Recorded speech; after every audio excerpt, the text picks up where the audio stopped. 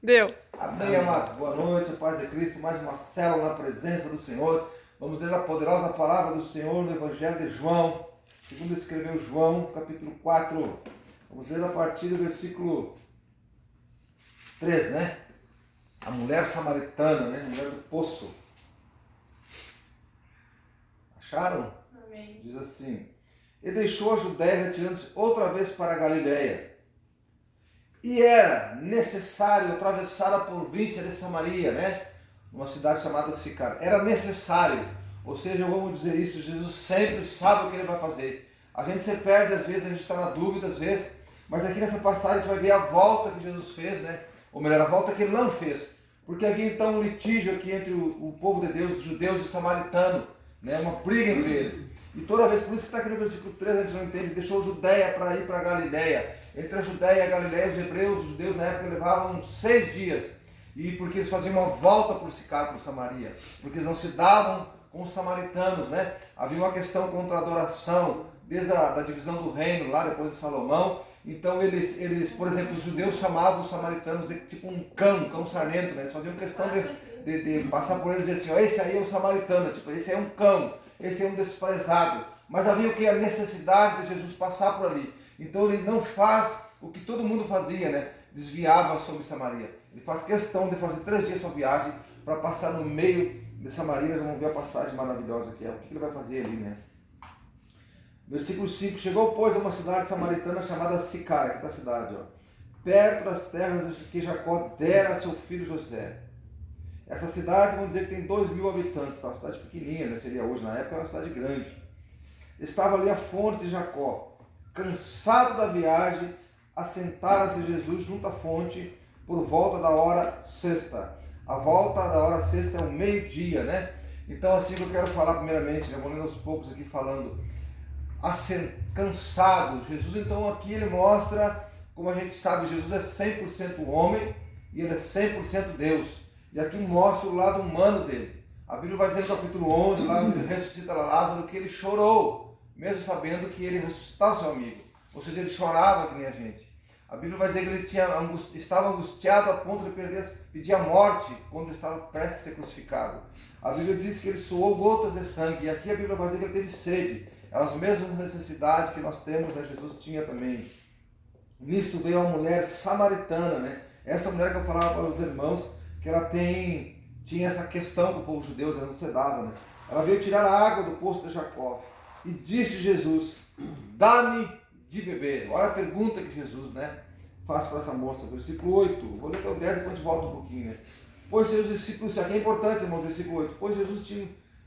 Pois seus discípulos tinham ido à cidade para comprar alimentos. Eu acredito, irmãos, assim, ó, que Jesus, tipo assim, né, não mandou eles embora, mas só vocês vão lá comprar alimento que eu vou ficar aqui descansando.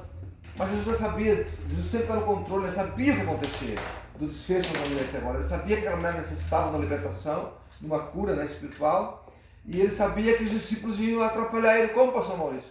Por causa daquilo que eu falei, havia uma luta entre os judeus, né, e o povo de Samaria. E se aquela mulher estivesse ali como ela estava, pedindo água, o que eles iam fazer? Eles iam ser os primeiros a interferir em Jesus. Não, sai daqui, mulher, tu não pode falar com o judeu. E Jesus é o contrário, lembra que eu falei? Ele vai onde ninguém vai.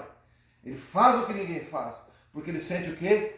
O desespero do coração, a angústia, o que a pessoa está precisando receber, né? Ele sabe o que a gente precisa, no profundo, no oculto, no escondido, né? Por isso que eu fiz questão de ler o Salmo 139, que é ele que nos sonda, ele nos conhece, né? Então vamos lá, versículo 9. Então ele disse à mulher samaritana, como? Aqui parece para mim, irmão, você me diz que parece que ela está brigando com Jesus, né? Porque ela até então não entendeu, ó. Como, sendo tu judeu, pedes beber para mim, que sou mulher e ainda samaritana? Porque os judeus não se dão com os samaritanos, né? Lembra que eu falei para vocês? Então, você sabe que a mulher na cultura judaica, na época de Jesus, olha só, a Bíblia não, o pastor Noldo acho que falou isso domingo, a Bíblia não é machista. Quem é machista somos nós, os homens. E os judeus até hoje eles são estritamente machistas, né? Então, para a mulher, para eles é quase nada. Eles não reconhecem a mulher, né? Eles têm, assim, uma implicância com as mulheres. E aqui Jesus vem quebrando isso, e ela sabia disso, né? Que ela afirma que é como sendo tu homem vem falar comigo, porque os judeus, eles nem falavam com a mulher, sabia? Só com a mulher deles. Eles não falavam com a mulher estranha na rua. A mulher não tinha vez e voz, assim, por exemplo, numa sinagoga, né? Era só os homens. Então você vê que como é triste a mente, né? Escravizada das pessoas. Né? Aí Jesus replicou-lhe: ah, se tu conhecesse, mulher, o dom de Deus, e quem é o que te pede, dá-me de beber. Tu que me pedirias, mulher, e eu te daria a água da vida. O que é a água da vida? Aqui Jesus está se referindo ao Espírito Santo dele, né? Amados, eu quero falar assim antes um pouquinho, para já retorno aqui no versículo 11, porque essa história é muito linda, como eu falava, tem muitas revelações, muitas coisas aqui. Ó. Aqui o poço que seu pai Jacó nos deu, a samaritana fala. Eu me lembrei agora que uma vez eu fiz um estudo sobre esse poço. Olha só, as coisas de Deus são os mistérios, são lindas, né? E eu me lembro que eu fui estudar sobre isso, e Jacó, quando foi fazer esse poço, irmãos, esse poço é no deserto, sabia? Existe até hoje lá. E olha que coisa linda. Deus, na época, chegou para Jacó e Jacó, vai cavar um poço. Sim, senhor, eu vou cavar um poço. Deve ter pegado uma pá, alguma ferramenta da época, né, irmão César? Mas, senhor, onde é que eu vou cavar? No vale? Nas encostas, nas veias d'água? Não, tu vai para o deserto. E não, entende? Deus mandou Jacó cavar um poço no deserto. E os historiadores vão falar que por 20 anos Jacó cavou aquele poço e não encontrou água. Então vocês pensam comigo, né, fazendo uma... Eu gosto de... Como é que é? Não é enfeitar, de entender o evangelho, como é que você vai imaginar, né? Como eu imagino Jesus com o diálogo dessa samaritana, eu imagino lá atrás Jacó com esse diálogo com Deus para cavar um poço, no meio do deserto. Por quê? Porque, como eu falava, levou 20 anos para dar água, irmãos. Aí você imagina 19 anos, 11 meses, 29 dias não tinha dado água. Eu imagino naquele calorão de 50 graus ao dia, Jacó cavando um poço. E eu imagino as pessoas humilhando Jacó também. Porque bem provavelmente as pessoas chegavam para eles, familiares, amigos, parentes, Jacó, qual que tu está fazendo no deserto? Eu estou cavando um poço, Deus mandou cavar. Tu é louco, Jacó. Como é que tu vai cavar um poço aí, quase 20 anos cavando um poço? Não vai dar água, Jacó. Mas lembra quem mandou ele cavar o poço? Nos exatos 20 anos, a água brotou. E está lá até hoje para testificar o milagre de Deus. Que quando a gente está na direção, na presença de Deus, quando a gente está no comando de Deus, quando a gente ouve a voz do Senhor, a gente pode cavar um poço, irmão César, no deserto, que a água vai brotar. Amém. Eu queria fazer esse pequeno adendo para os irmãos. Me lembrei agora, Alice, desse estudo que eu fiz há muitos anos atrás. Quando Jacó cavou esse poço no deserto. E ele está lá hoje. Até hoje nós fizemos, as pessoas vão lá, saciam a sua sede e fazem menção a Jacó. Honram o dono do poço, né, que foi Jacó. Mas e também o Deus do dono do poço, que é o nosso Deus, que nós estamos reverenciando, adorando aqui essa noite. Glória a Deus. Mas voltando para o texto aqui, irmãos, todo o encontro, a gente sabe que os encontros de Jesus nos evangelhos, principalmente, né, que falam aqui, Mateus, Marcos, Lucas e João, os evangelhos, as narrativas de Jesus, os milagres, sempre ele chega dando para as pessoas. Ele chega entregando algo, entregando uma cura, uma libertação, né? E entregando, como eu falava, algo do céu para as pessoas, né? Algo sobrenatural. Aqui, se eu não me falha a memória, é a única passagem que fala que Jesus chega pedindo, né? Você prestou atenção no versículo 7. Dá-me de beber. Porque havia todo um contexto, como nós falávamos aqui, Jesus precisava quebrar aquele paradigma da mulher, ele precisava quebrar aquele machismo, ele precisava quebrar aquela resistência que havia entre os judeus e os samaritanos. Então ele pede para ela, e ela, você viu no relato aqui um pouco à frente, que ela diz o quê? Como? Sendo tu judeu, pede para mim de beber água que sou samaritana. Ah, mulher, se você soubesse quem é que te pede, era você que me pediria e eu te daria a água da vida, né? E você nunca mais teria sede. Aqui quando Jesus fala da água da vida, irmãos, ele está falando menção ao Espírito Santo, né? Porque é uma fonte, o Espírito Santo, eu sempre digo, né? O Espírito Santo você nunca vai ver na Bíblia assim, uma menção do Espírito Santo dizendo que você tem que buscar um pouquinho do Espírito Santo, só um golinho d'água, por exemplo. Não. O Espírito Santo fala de uma fonte do manancial, de uma fonte inesgotável, de uma plenitude. Se você vai olhar todas as passagens, né, se refere ao Espírito Santo, é isso. Paulo vai dizer, né? Não se embriaguei com vinho, ao qual o mosto, né, que é vinho, ao qual briga de sedução, mas enchei-vos. Eu não diz assim, mas tome uma embriagadinha do vinho. Não, do Espírito Santo, né? Enchei-vos do Espírito Santo. É até inundar, até transformar, né? Até encher. Eu me lembro agora do capítulo 7 também do próprio João 7,37, no último dia eu amo aquela passagem, né? No último dia da festa das cabanas, Jesus ele está na festa sentado, em silêncio, e a Bíblia diz que ele levanta, suspira, tipo assim, dá uma respirada, ele fica de pé, ele diz que ele exclama, né? E ele diz assim, ó, quem tem sede, venha a mim e beba. Sede está falando da presença de Deus, é a presença do Espírito Santo. Porque ele continua, porque quem crer em mim, como diz a Escritura, do seu interior fluirão rios, olha, rios, manancial de água da vida. Então aqui Jesus está falando para ela que ele vai dar um manancial, vai dar um rio, algo que não tem medida, algo que ninguém pode conter, algo que não é da terra, algo que é do céu, algo que é sobrenatural, algo que vai impactar aquela mulher como impactou, nós já vamos ver, algo que mudou a vida, a situação dela. Mas só que ela ainda está na terra, ela ainda não está entendendo a revelação, não está entendendo o que Jesus está querendo com ela, né? Então, versículo 11, respondeu ela: Senhor, tu não tens o que tirar, porque você é fundo. Onde, pois, tens a água da vida? Então, onde, pois, como tirar, né? Como tirar essa água? Ou seja, ela quer tirar essa água, ela sente que ela precisa dessa água, ela precisa de um renovo, ela precisa de uma transformação, ela precisa de algo que os homens, as pessoas nunca puderam fazer para ela. E ela está entendendo que ela está na frente de um profeta. E ela vai falar isso no texto mais à frente, né? És tu, porventura, olha só, versículo 12, o próximo. És tu, porventura, maior que o nosso pai Jacó? Lembra que eu falei do patriarca Jacó que fez o poço? Ó, o nosso pai que nos deu esse poço, do qual ele mesmo bebeu assim seus filhos e seu gado. Aí Jesus vai explicar que a água que Jacó dava era uma água que nós tomamos. Isso assim no nosso corpo físico é essencial. Mas a água que Jesus está falando é aquela que eu falei para vocês. É a água que vai transformar a vida para a eternidade, né? Tem uma passagem também que fala de quando a gente mergulha, né? Isso. Que dá água pelos joelhos, pelos tornozelos, pelos ombros, até mergulhar. Isso. São os níveis de intimidade que a gente tem com o Espírito Santo. Né? Bem, irmã Luciana, isso aí. Ezequiel, o profeta Ezequiel, no capítulo 36. E Deus começa a chamar Ezequiel, né? Justamente por isso aqui, para profundidade, para intimidade com ele, num rio do oceano da graça, né? Do Espírito. Aí Ezequiel mostra para mim, demonstra na Bíblia que ele, pelo menos eu fico lendo, imagino que ele está com medo, né? Ele vem e a água vai até os arteiros aqui, né? E Deus chama ele: vem, Ezequiel, é mais profundo, é mais fundo. E ele vai indo, a água dá no joelho, ele fica com medo, ele para, e Deus vem, Ezequiel, é mais profundo.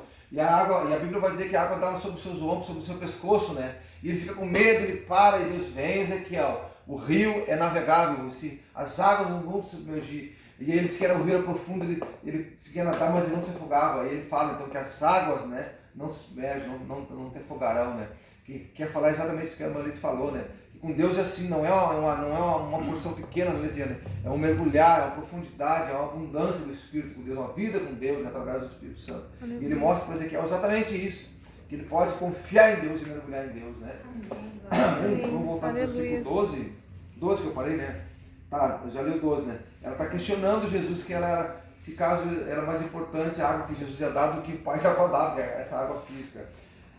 Jesus, versículo 13. Afirmou-lhe Jesus: quem beber dessa água, está falando do poço, ó. Quem beber dessa água aqui, mulher, ó, tornará a ter sede. Olha o que Jesus fala: aquele, porém, que beber da água que eu lhe der, nunca mais. Eu amo essa palavra, irmão, tá? Eu botei até no meu colo nessa minha Bíblia aqui, ó. Nunca mais terá sede. Pelo contrário, a água que eu lhe der será nela uma fonte a jorrar para a vida eterna. Nós falávamos do profeta Ezequiel, nós falávamos de João 7,37. É uma fonte, é um rio, um manancial, irmão. Então, olha só, Jesus está afirmando para ela: se tu beber a minha água, mulher, não somente essa água física que mata a tua sede, mas a água do Espírito que eu te der, mulher, ou para alguém, nunca mais. Porque lembra que eu falei da situação da mulher? Essa mulher, no mínimo, ela tinha problemas psicológicos, problemas de relacionamentos, com certeza, de abuso, né? A gente vai ver a situação dela, como é que era sentimental, né? Uma mulher que tinha traumas, vamos dizer assim. Então, olha só, quando Jesus, irmãos, olha, guarde isso, quando a gente se mergulha no oceano do Espírito, quando a gente mergulha no oceano, no Espírito Santo do Senhor, entende o propósito de Deus na nossa vida, o que acontece? Nunca mais, irmãos, está aqui, ó, aquilo que afligia, aquilo que entristecia, aquilo que acusava, nenhum peso da acusação do inimigo há sobre a nossa vida, nenhum jugo, entende? Porque nunca mais Jesus está falando para ela. Se tu mergulhar, mulher, nesse Espírito, se entender a água da vida que Jesus fala, que é o Espírito Santo, não essa água, essa pessoa nunca mais. As pessoas podem vir jogar na cara, as pessoas podem acusar, a pessoa pode estar enferma, mas ela sabe que ela vai cantando, dizendo: glória a Deus, Senhor, essa enfermidade, como Lázaro, não é para a morte, mas é para que o teu nome seja glorificado na minha vida e eu vou ser curado. E ainda que eu não for, Senhor, eu partirei para a eternidade e estarei com o meu mestre, estarei com o meu Senhor. Isso é a água da vida. Amém. Isso é você falar nunca mais. E Jesus estava colocando isso em ordem na vida daquela mulher que até então não entendia, só entendia como a gente, das águas superficiais, das águas que cessam a nossa sede física, né? Amém? Versículo 15, disse a mulher, Senhor, dá-me dessa água. Então ela começa a se entender, ela começa a se interessar, e ela começa a entender então que Jesus não estava falando dessa água, estava falando de uma água mais poderosa, né? Para que eu não mais tenha sede, nem precise vir aqui buscá-la. Por que ela não queria vir buscar, irmãos? A Bíblia mostra, a Bíblia deixa escapar isso, porque é bem provável, irmãos, a história vai dizer que as mulheres, as pessoas iam no amanhecer, no claro do dia, com a água fresca, tirar a água daquele poço. Ou à tardinha, alguns que não podiam. Ninguém ia meio-dia só a pino quente. Por que não iam?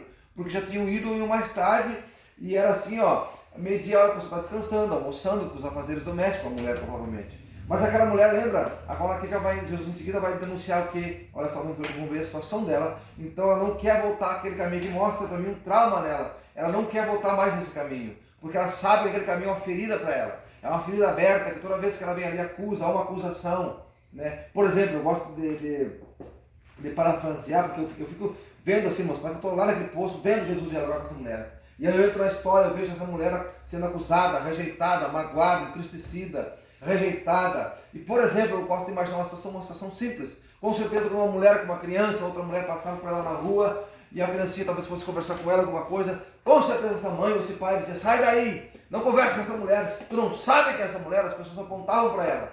Porque a Bíblia já vai dizer aqui para você, quer ver? Ó? Por isso que ela não quer voltar para esse caminho. Versículo 15, já li, 16. Disse a mulher, vai, disse Jesus, vai, chama o teu marido. Então Jesus começa a tratar o que precisa ser tratado. Jesus começa a entrar onde ninguém entra. Lembra? Sonda-me. Ele sabia o que estava acontecendo com ela. Chama o teu marido. Jesus sabia que ela não tinha marido. Olha a resposta dela. Ao que ela respondeu a mulher, Senhor, eu não tenho marido. Replicou Jesus, bem tu disseste não tenho marido. Olha só, Jesus descortina a vida dela, porque 5 tu já tiveste. E este que agora tu tem não é teu marido, o 6º, né? Isto disseste com verdade. Então, que coisa interessante, irmãos. Olha só, eu quero falar isso para vocês sobre a integridade do coração da mulher, né? Ela podia, tá bom, se eu vou lá buscar meu marido e enrolar Jesus, eu venho outra hora aqui e me livro desse profeta, né? Ela podia, Senhor, mentir para Jesus, porque Jesus ia ver que ela estava mentindo, né? Ou seja, ela abriu seu coração. Ela aí que está o meu problema. Por isso que ela era apontada como... Eu não posso dizer que ela é prostituta, eu acho que prostituta não. Senão a Bíblia dizia que ela era uma prostituta, como diz para as outras. Mas ela era uma mulher, vamos dizer assim, ó, com traumas, como falava, que ela tinha problemas de relacionamento, que ela estava de pegar, né, adulterar com o marido das outras, né? Então Jesus, olha só, Jesus que ela tinha 5 já, teve 5, estava com o 6º. E olha só, de repente entra o 7º homem, não o marido, na vida dela. Quem é o 7º? A Bíblia vai dizer que o 7 é o número da perfeição. Em 7 dias Deus fez a criação. Então por isso que os cristãos chamam, né, os teólogos, o número 7, o número da perfeição de Deus, da plenitude de Deus. Então Jesus é o 7º na vida dela, mas não o 7º. Aí você entende, olha para trás e entende por que ela arredia com Jesus, porque ela está acostumada com o quê? Os homens vinham querer tirar algo dela, se favorecer dela, entende? Então por isso que ela evita esse contato com Jesus. Mas Jesus falava da plenitude e a perfeição. Ele não veio com segundas intenções como os outros homens provavelmente vieram para acusar ou para se passar com ela, entende? Jesus a perfeição, a plenitude, ele veio colocar em ordem, sarar os seus traumas, como eu falava, e fazer dela uma missionária, que já a Bíblia vai mostrar isso para nós, né? Então a perfeição, a plenitude de Deus, o rio da água da vida, entre tantas outras coisas, amados, ele tem essa capacidade do Espírito Santo, né? De alinhar o que está desalinhado e desacordo com a palavra do Senhor em nossa vida. Mas eu quero então citar com os irmãos essa questão de abrir o coração, né? Ela teve essa atitude de falar a verdade, né? Acho que o pastor até contou alguma coisa, falou na ministração, escutei a ministração dele agora de tarde, domingo, que eu não vi, a gente não veio, estava viajando, né, amor? Então a gente viu, ele falou sobre oração, né? Por que é oração? Às vezes a gente acha que tem coisas que não deve levar para Deus. Deus, eu vou entristecer Deus, eu vou, né, Deus não vai se agradar de eu vi uma falha minha, se eu traí tal época, eu fiz um aborto, tal época eu tive não sei o quê. Não, o que Deus mais quer, irmãos, por isso que é o arrependimento, o que Deus mais quer é que a gente chegue e discutine aquilo que está escondido lá no coração. Por isso que a gente vê o Salmo 139, sonda-me, Davi diz, né? Sonda-me, me conheces. Essa mulher ela deixou Jesus sondar ela, conhecer ela, coisa que só ela sabia, para fazer com que ela bote para fora e seja tratada, curada, liberta, restaurada pelo poder da palavra, que era o Senhor Jesus, o verbo vivo que estava ali, né? o número 7, a perfeição, a plenitude de Deus na frente dela, né? Então aí, como eu vou resumir assim para nós entender o contexto, por isso que eu entendo como Jesus manda os discípulos comprar. Eu tenho certeza, irmãos, ele mandou, não é porque ele estava cansado realmente, mas ele sabia o que ia acontecer, ele sabia que precisava falar com aquela mulher. E se os discípulos estivessem ali, eles iam atrapalhar esse diálogo, né? Ele sabia que aquela mulher era escondida no meio-dia. Você sabia que o livro de João, ele apresenta, entre tantas outras coisas, por exemplo, ele apresenta Jesus como eu sou, mas ele apresenta os diálogos, as conversas de Jesus com as pessoas. E aqui é um diálogo, uma conversa. Ele apresenta o diálogo com Nicodemos, lembra? Um mestre da lei, que vai ter a Bíblia, diz que vai ter com Jesus à noite. Por que à noite? Você sabe disso? Porque ele era o mestre da lei, ele tinha vergonha de falar com Jesus.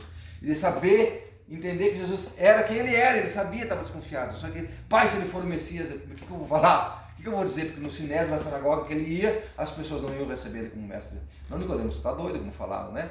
Entende? Então, Nicodemos vai ter encontro com Jesus de noite. Essa mulher vai ter um meio-dia, uma hora que ninguém ia lá, justamente por causa disso. Então, os diálogos, né? O centurião, que vai ter o diálogo com ele também, são diálogos, são conversas que as pessoas são curadas, são transformadas, são libertas, né? E João, entre tantas outras coisas, como eu falava, ele apresenta o Mestre, nosso Jesus, que tem prazer em dialogar com as pessoas, em conversar com nós. Então a oração é isso, a oração é uma intimidade, a oração é uma conversa, é um diálogo, a gente adora a Deus, a gente louva a Deus. Eu sempre falo, eu gosto de agradecer muito, adorar muito nas minhas orações. Depois eu vou pedir, e o que eu mais faço nas minhas orações é pedir para os outros, né? Interceder pelos outros, né? Porque quando a gente começa a ter essa intimidade com Deus, Deus começa a sondar o nosso coração e pedir, e entrar em áreas que ninguém jamais entrou, irmão, sabe? Só que ele precisa dessa autorização. Você sabe que o mundo espiritual, né, ele é muito sério, e o mundo espiritual, tanto na parte de Deus, vamos dizer assim, da luz, como a parte dos demônios, das trevas, ele precisa da legalidade, ele precisa de autorização para agir. Então Deus, nós estávamos aqui, o carpinteiro, né, batendo a porta. Eu acredito que aquele louvor, ela não cita naquele louvor, eu acredito que ela fez aquele louvor em cima de Apocalipse 3:20, que Jesus fala, né? Eis que estou à porta e bato. Se alguém ouvir a minha voz e abrir a porta, eu entrarei, cearei com ele, ele será comigo. Então a proposta do Evangelho, irmãos, é essa. Na oração, na intimidade, a gente abre cada porta, cada tranca escondida do nosso coração, da nossa mente, cada frustração, cada trauma. Senhor, talvez, tal época eu fiz aquilo. Eu magoei alguém, eu entristeci a mim mesmo, eu pequei como um filho pródigo, né? Pequei contra os céus, pequei contra o Senhor, fiz coisa errada, pequei contra a minha família, contra, né, meus entes queridos. Então o poder da oração, eu acredito que é esse, irmãos, entre tantas outras coisas. Gerar essa intimidade para que Deus possa sondar o nosso coração, porque Ele está sondando. E então nós devemos ter entendimento e confessar as nossas falhas, confessar as nossas transgressões. Porque eu tenho certeza, irmãos, diante de Deus, se ela não liberar seu coração para Deus aqui, Jesus está bem, obrigado pela água, e Jesus ia seguir. Essa passagem com certeza não estaria na Bíblia, mas está na Bíblia, um desses motivos é esse, é mostrar o coração nosso, e dessa mesma atitude da mulher nós possamos ter com Jesus todos os dias. Senhor, eu errei, Senhor, eu falei, porque nós somos falhos, irmãos, porque daí então a misericórdia do Senhor vai ser revelada sobre a nossa vida. O que é misericórdia e a graça? Graça é o favor imerecido de Deus sobre nossas vidas, né? Para nós nunca, por mais coisas boas que a gente faça, eu vou fazer isso, vou fazer aquilo, vou orar, vou jejuar, mas se eu não tiver a graça de Deus, não é por mim, entende, irmão? Não é pelo meu esforço, pelo meu braço, como eu te disse, é pela graça, porque nós somos maus como Jesus, né? Fala lá em Lucas, ele fala, Lucas capítulo 11, que nós somos maus mesmo, né? Nossa natureza é má e pecadora, mas pela graça, pela misericórdia de Deus, então Deus, Ele nos cura, nos sara, nos abençoa, como Ele fez com isso, e continua fazendo nos diálogos com as pessoas, né? Agora eu me perdi, eu parei no 18, né? Isso, 19, ó. Senhor, disse a mulher, vejo que tu és um profeta. Então ela reconhece a autoridade espiritual de Jesus, que ele é um profeta, né? Assim como o pai Jacó, mas ele é o profeta, né? O grande eu sou, como João apresenta ele, né? O Salvador, o Messias, o ungido do Pai, né? Nossos pais, ela começa a entender o mundo espiritual e questionar Jesus. E ela vai entrar até aqui no detalhe da questão da adoração. Lembra que eu falei que tinha um litígio entre até isso Jesus vem curar, entre os judeus e os samaritanos, a questão da adoração, porque eles perverteram o culto, vamos dizer assim. Naquela época, irmãos, aqui Jesus estava cumprindo a lei, lembra? Aqui era o Velho Testamento, por mais que ninguém fale, o Novo Testamento começou na ressurreição de Jesus, desculpe, na morte, na cruz. Mas aqui, então, ele estava cumprindo a lei, eu disse. Ali, então, na lei, o que acontece? Tinha que adorar em Jerusalém, lembra? As famílias tinham que ir no templo, primeiro no tabernáculo, depois no templo. lá em Sião, onde é Jerusalém, hoje Israel, né? Só que como houve a divisão do reino, lá em Sicar, eles começaram a adorar. E aí ela vem perguntar, ela começa a entender, entende que Jesus é um profeta, olha a pergunta que ela faz no 20. Nossos pais adoravam neste monte aqui, Jesus. Vós judeus, olha só. Entretanto, dizeis que em Jerusalém é o lugar onde se deve adorar. Aí Jesus discutindo a mesa, dá um ensino maravilhoso para nós todos, que é para nós hoje, né, irmãos? Disse no 21 Jesus, mulher, pode crer que a hora vem, e quando que nem nesse monte, a hora vem, que hora é essa? O Novo Testamento, a graça, entende? Foi depois da crucificação, e já chegou essa hora. Quando nem neste monte, nem em Jerusalém adorareis o Pai. Vós, samaritanos, adorais o que não conhecem, vocês não conhecem. Nós, os judeus, adoramos o que conhecemos, porque a salvação vem dos judeus. Aqui eu vejo assim que Jesus dá uma pequena puxadinha de orelha nela e coloca em ordem para ser colocado. A questão da adoração naquela época, hoje não, tá? Então, na hora da adoração é em Jerusalém, né? 23, aí sim ele chega para nós aqui, ó. Esse 23 versículo fala para nós hoje. Mas vem a hora, e já chegou, em que os verdadeiros adoradores adorarão o Pai em espírito e em verdade, porque são estes que o Pai procura para seus adoradores. Deus é espírito, importa que os adoradores adorem em espírito e em verdade. Amém? Depois a gente segue nessa ideia. Então, olha só, os verdadeiros adoradores adorarão. Eu quero só falar algo interessante aqui, já está encerrando. Os verdadeiros, olha só o que Jesus fala. Jesus, irmãos, boca dele para mim, eu dou crédito a toda a Bíblia. Mas quando Jesus fala, alguns versículos eu fico assim resmoendo. Se você olhar essa passagem, está toda rabiscada na minha Bíblia. Toda. Porque eu como cada versículo assim nessas passagens de Jesus. Jesus aqui deixa umas pegadinhas, como posso dizer. Pegadinha não, ele deixa umas pérolas. Ele diz assim, ó, os verdadeiros adoradores adorarão o Pai em espírito e em verdade. Se ele fala que é um verdadeiro adorador, em contrapartida ele está dizendo para mim e para você que há falsos adoradores. Entende? Você concorda comigo? Então eu me alegro muito, irmãos, porque aqui, quem nos assiste, quem está aqui, quem dá crédito para a palavra do Senhor, quem não está só como aquela mulher atrás de uma água, mas está atrás do rio da vida, do Espírito do Senhor, quem está atrás de Jesus, ele é um verdadeiro adorador.